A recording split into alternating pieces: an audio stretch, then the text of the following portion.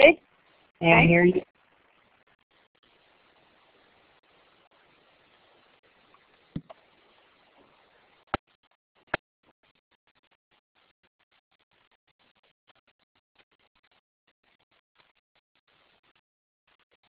Hi, and welcome to Adventures in Social Media and Language Learning. I'm Deborah Lemon, and I'm happy to be presenting on social media today at the 2013 Online Teaching Conference. I just want to quickly tell you a little bit about myself. I'm probably most well known for my Spanish grammar website, drlemon.com, but I'm also a Spanish faculty member at Ohlone College in Fremont, where I teach face-to-face, web-enhanced classes, hybrid online classes, and also tiered classes, which are a mix of the first three. I'm also a facilitator for @ONE, where I teach building online community with social media. I'm an ed tech instructor, and I developed and authored distance education courses for UNC Chapel Hill, and I am a serious coffee addict.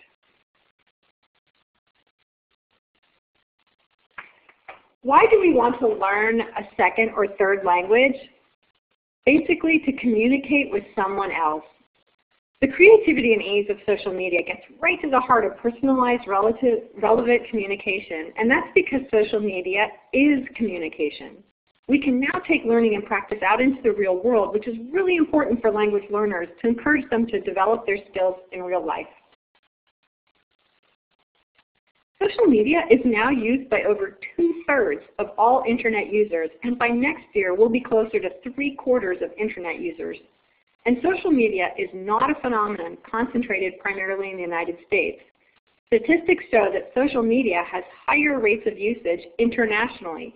So for language instructors and students, this means there are a lot of opportunities to find great content and for real-life communication.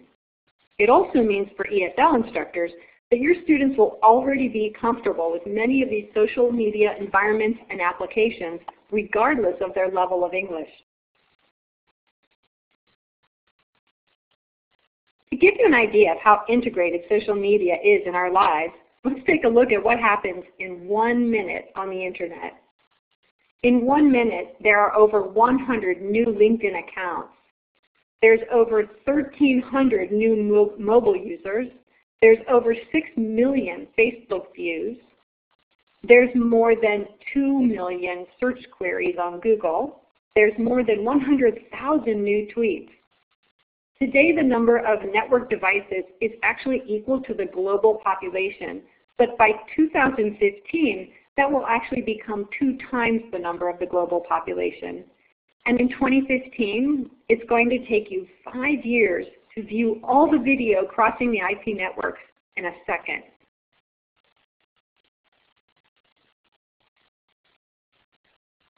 In education, social media studies have shown that 100% of colleges and universities now use some form of social media. And social media does not mean just Facebook. The top 3 are Facebook, but also Twitter and LinkedIn. LinkedIn usage statistics have jumped as it's become more popular with students planning for their future careers. Before I show you how I use social media in my online language classes, I just want to talk briefly about the 3 types of social media. We have social media environments, social media applications, and social media collaborative tools. Social media environments are virtual places where we hang out. It's a social hub or meeting place where people get together based on common interests. They may have pages or groups that can become a central base for you and your students. The most popular social media environments are free, like Facebook or Google+, LinkedIn, Twitter, Mighty Bell, and Meetup, although Meetup does charge a very nominal amount to create a group, but it's free to use. Meetup is unique because it's a social media environment where people organize real-life activities outside. For example, I belong to German Shepherd groups and a couple ed tech groups.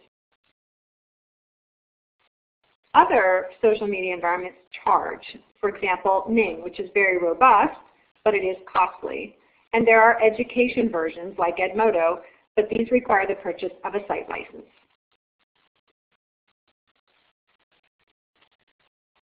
Social media applications are centered on one specific thing or activity.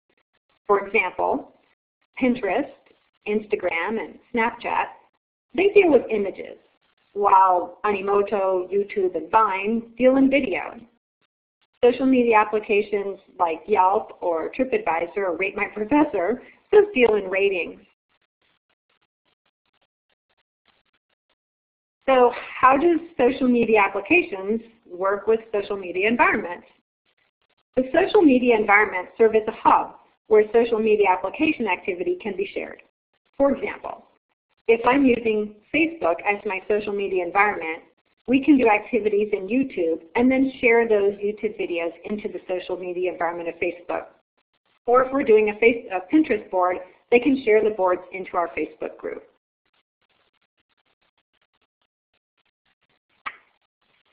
Examples of social media collaborative tools are Voicethread, Google Docs and Google Presentations, wikis, which includes Wikispaces and Wikipedias and the other varieties of wikis, blogs, and video conference and calling, for example, Skype or Google Plus Hangouts.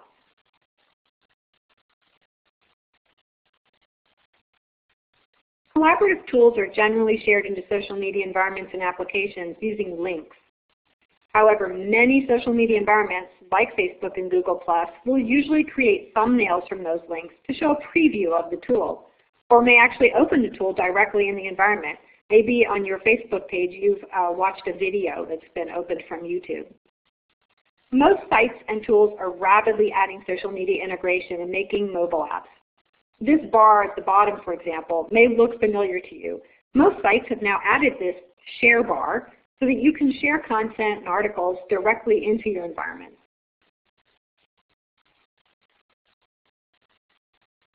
The best part about social media is it's now mobile. Smartphones and tablets are changing not only the way we access information, but also the way we stay connected.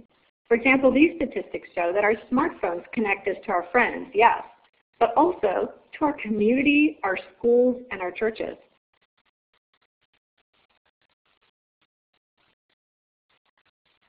So how do I use social media in my online language classes? First, I use Facebook as a platform and as my online forum. It functions for me as a course management system functions for others. We also use tools like Pinterest, and we do photo image projects, webcam projects. We use group docs. We use Voicethread for shared communicative activities, and we use augmented and mediated reality. I do have contact information at the end of this presentation. If you're interested in seeing active media examples of the projects I discuss, I will have screen capture images of the projects, but to actually see the videos and some of the mediated reality, I would have to put you in a different group that I can share it with you. One of the things I like best about Facebook and why I think it's so well suited to language learning are all of its communicative features, like chat, where I can chat with one or more students or even the entire group at once, the video chat feature, which in collaboration with Skype, so it produces very high quality video, spawns directly onto your computer so that you're able to talk face-to-face with a student or between students. And even now with the mobile app, they have audio messaging where I can record a voice, or a student can record a voice message and send it directly to me. Additionally, we get what's called push notifications, meaning something pops up on your screen saying that you have a message. This makes it easier for students to get important information from me and also to stay connected with me and with each other. I think it is each instructor can determine the parameters of his or her availability. I find that letting the class communication flow is far more efficient for me. I can handle questions on the fly as they happen, and if that question relates to the class as a whole, I can share the answer to the whole class at once. Often questions are posted in our Facebook group are answered by other students, and I find this fluid contact prevents the otherwise flood of individual emails that may build up over the weekend. I don't stay logged into email all day long, but I can see the notifications from our Facebook group and determine if they're urgent or not. For example, I've dealt with issues while in line at Safeway and seriously while waiting for Madonna to perform at the concert. I may seem more available, but I'm not spending huge chunks of time dealing with crises or reading through emails. Facebook Home is a relatively new application that was released only a few weeks ago, and it now provides even a more robust environment for students that have it on their phones or on their tablets.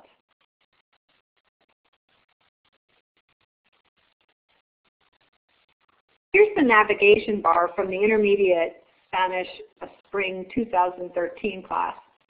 The features that I use are the post, the adding photo or video, the ask question, which is a polling feature, the adding files, where I upload files such as Word docs or PowerPoints or PDFs, and the events feature.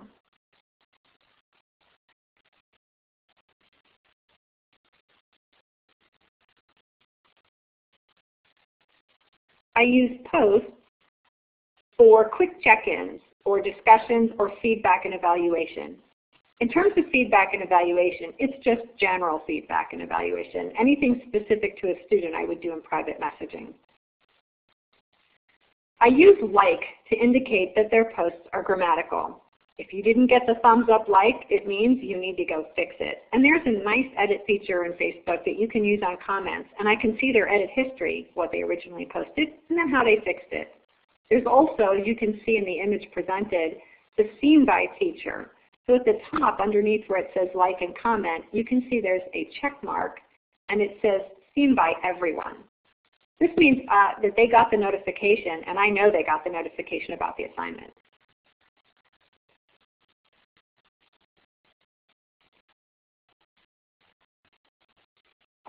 I use the polls to get information. For example, here in a tiered class, while trying to assign different people to groups for projects, they needed to know who was an in-person and who was an online student. And so I made a quick poll where they could check and vote for whichever they were, whichever classification, so that the other students knew who they were trying to hook up with. I also use polls for just quick touch base to keep the students engaged and to let them know they don't feel alone out there. I want to make it personal, and so in this case it was Chapter 2, which was dealing with Chapter 4, which was dealing with food, and so I simply put a quick poll up asking them which was their favorite meal. It keeps the content relevant to them, but it also keeps them engaged. I learned to put a due date on all these quick polls so that I don't have to keep going down and checking them. So I make sure that I have it usually a 24-hour period in which they would respond.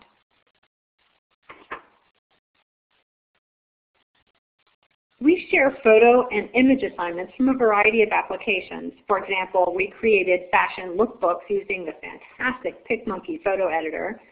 They also used Instagram on their mobile devices to edit pictures. We can also create Wordles, which creates Wordcloud images from text that they enter. And we also use different screen capture applications.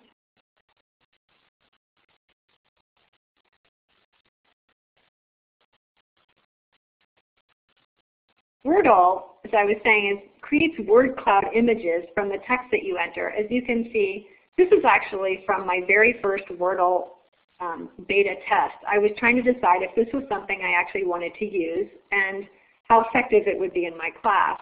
So I posted on a Tuesday night at close to 7:30 and said, I'm trying to beta Wordle. If anybody's interested in this, here's the directions for how to create the Wordcloud. I just want you to do it using your favorite foods and drinks. And I posted this. And within a few minutes, I had a couple of students, but within 60 minutes, I had 100% of my online students engaged. And that was a very staggering statistic for me, and I'm sure for anybody who teaches online classes out there. So I had people logging in from their phones and from work and from home. And as you can see on the image on the right, this was one of my students. He was actually at work.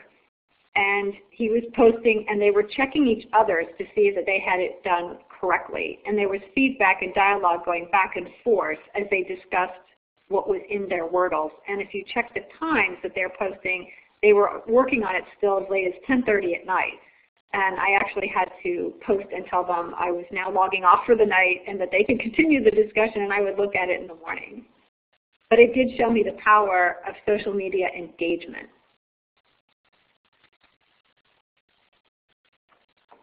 I do also create quick content slides, and I do it simply using PowerPoint, and then I go out and photo edit the PowerPoint slide.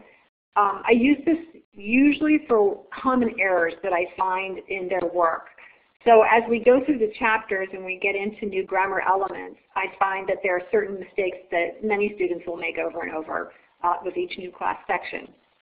So when I create these slides dealing with these specific issues, for example, the one on the right dealing with reflexive verbs and not using possessive adjectives but using articles instead, I put it in a folder that deals directly with that chapter, and now I can anticipate where that problem is probably going to come up, and I can simply pop it up into our Facebook group at the right moment before they actually get into this grammar point. So it actually adds a little more visual reinforcement about a specific grammar point. I also use images for troubleshooting. For example, at the bottom where they were working with an online activity that was one of the publisher materials, and the students had a question about whether a dash would count as one of their attempts or not. And I had to tell them, no, it's fine. It does not matter if you have a dash. But it was quicker to actually just take a screen capture, highlight it, say, this is okay, and post it. And everybody posted back saying, oh, thank you, good. And it was a quick communication, but way more effective than a series of emails. I also show them little tips, for example, showing them how to change the language in Facebook so that they can make their group and profile in Spanish, and that way they can get even more additional practice.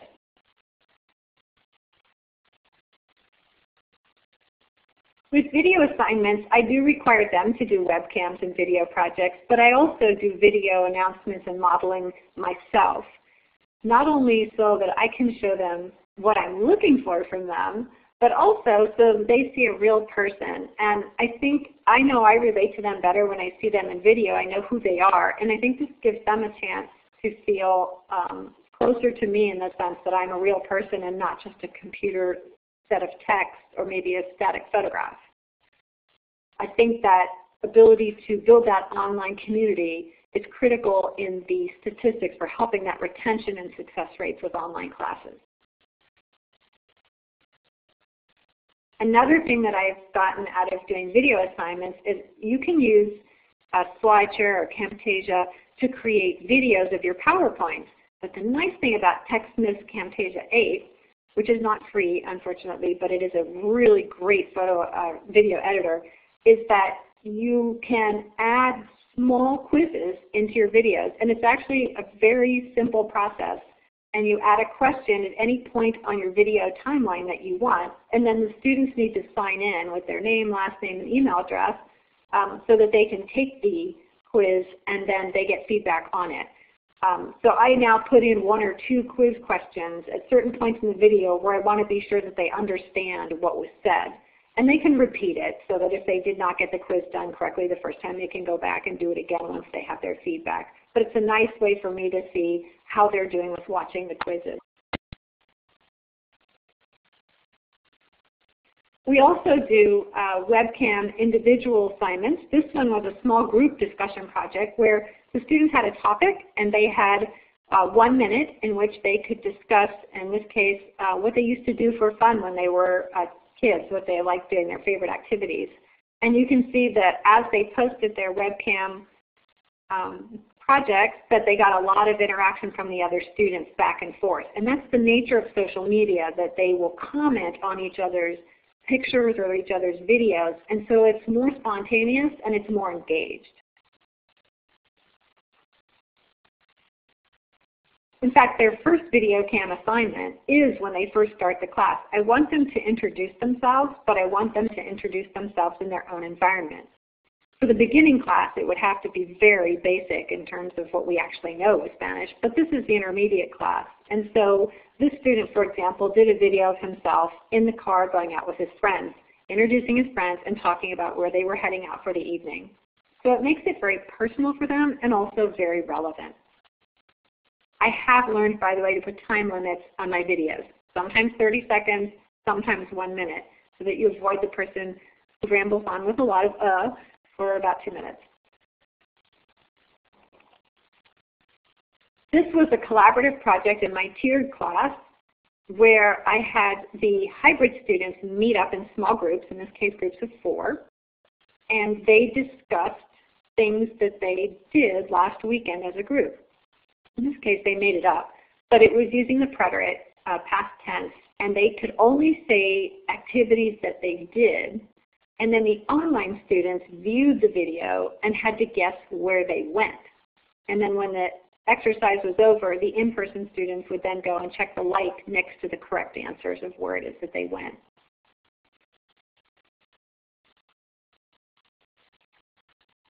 I also like to use the Facebook events. The events feature is a great way to prompt students on projects, tasks, assignments, or Touchbase. It also reinforces the class calendar that I have. And it also sends out an invitation to everybody in the group. And so students can reply and accept the invitation for the event. And that lets me know that they saw and said, oh yes, that's right, the Chapter 1 test is coming up, or the Animoto project is coming up, and also our touch base with our embedded tutor. They don't have to accept the invitations, but by not accepting the invitation, it does not exempt them from actually having to do the activity or test. My embedded tutor, as I said, she creates a Touchbase event. So with all my online students, they must contact her once a month. They must make an appointment. These do not need to be long appointments. They can use their Touchbase to practice their 1-minute webcam with her. They can do this through a Facebook video chat, or they can do it through Skype. She can also use Google Hangouts, which can handle up to 10 participants at a time, but we have learned that 5 is really the maximum for a quality contact. She can also look in the group docs that the Facebook group has, and they can collaborate on a document together as well.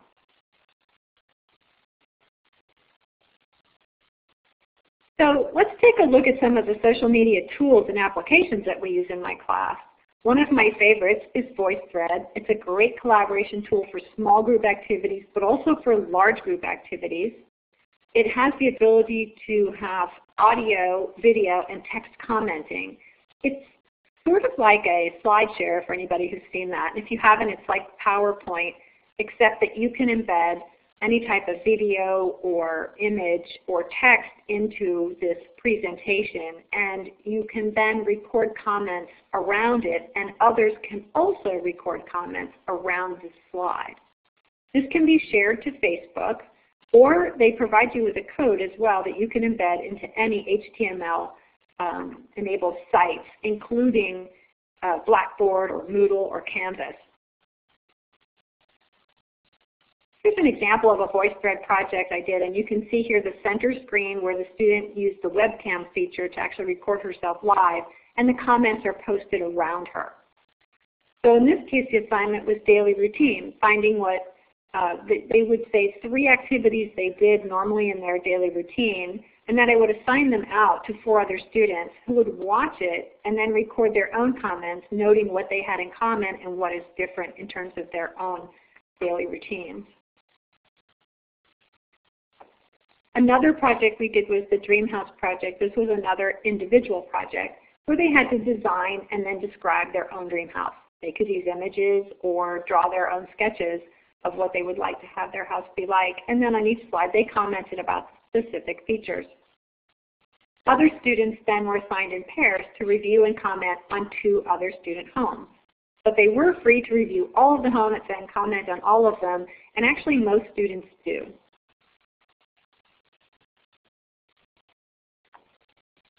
An individual project within a group project, students with Voicethread put together a resort, a luxury resort hotel that was located in a South American country, and they had to decide where in that country they were going to locate it and why and what the local attractions were, create a restaurant and a menu based on the local cuisine. So the online students, in collaboration with the hybrid students, the online students had to imagine themselves as guests at their own luxury resort and record a live Yelp review.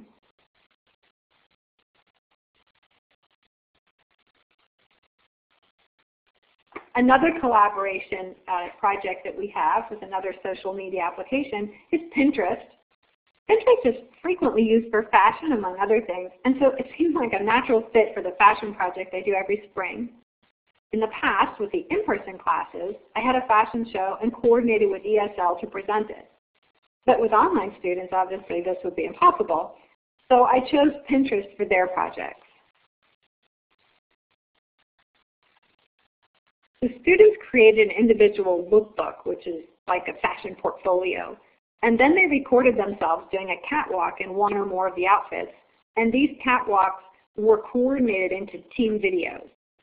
So the lookbooks and the videos were shared to a private Pinterest board, and then the students could comment on the different pins by the different students on the board. And then the board was shared as a whole to our Facebook group.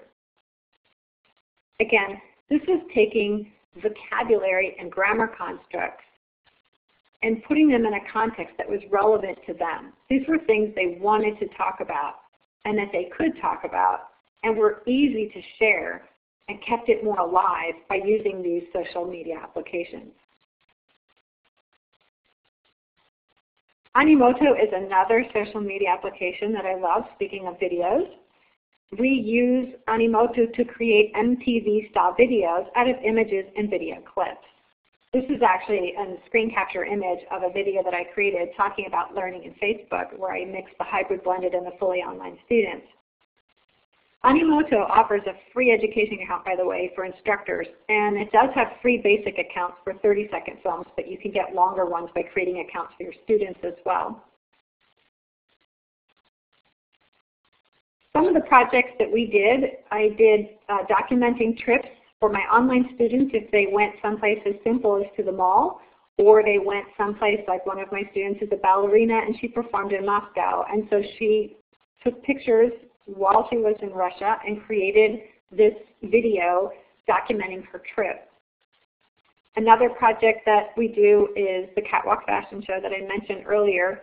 And then the last Animoto project that they do for the semester is to create commercials for their resorts. And this is again done in large groups. I have 5 groups out of both of the sections, and they are each responsible for different parts of the resort project. And creating a commercial that they would air is one of them. And they do that through Animoto. I do offer them the ability to use YouTube for collaboration projects. They can share directly to Facebook, directly to Pinterest, directly to Voicethread, and they can embed it in their PowerPoint projects as well. The difference with using YouTube in my class is that with Voicethread groups, the Pinterest boards, and the Facebook groups, I can set all of those to private, so nobody can see them or access them except for the people who are in them. With YouTube, because I do not have a class YouTube channel, students are using their own YouTube accounts, which I think is fine. However, I do have to discuss different elements of digital citizenship, and one of them is the privacy settings for their YouTube videos. Because they frequently video with other students or other people in the videos, they need to make sure to set them to private, and then possibly when the class is over, simply remove them from the account. A new element of social media applications that I'm including is augmented or mediated reality. This is a new field that allows my students to collaborate online to create all kinds of content and then link that content virtually to images or locations. And I will be presenting more on this in a future at one webinar this fall. But you can see here, this is an image of one of my students who is looking at the photograph of the resort restaurant. And by hovering over her tablet, she is able to then pop up the actual menu from that restaurant and then also see an image of the chef, which is actually herself.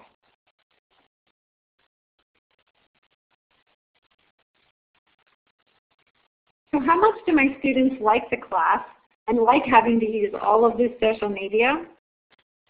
Well, I've created here a Wordle based on the feedback that I received from the students, and I think it shows that they feel it's very effective to have this social media in the class. The key words, the words that are larger, are the words that occurred most frequently. And you can see that those words are everyone, and class, and students, and communication, and professor, and reminders, and available, someone, easy. They really felt that they were in contact and were a group and were united as a community. And how strong was that sense of community? So much that I had to create the After Spanish Connection group. At the end of each semester, I archive the Facebook group classes. And to do that, I have to remove all of the students from the group.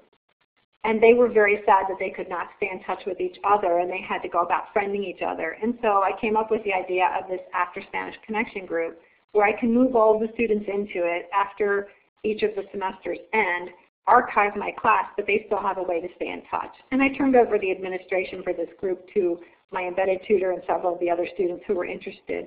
But they're very excited to pursue their Spanish further and to also stay in touch with each other.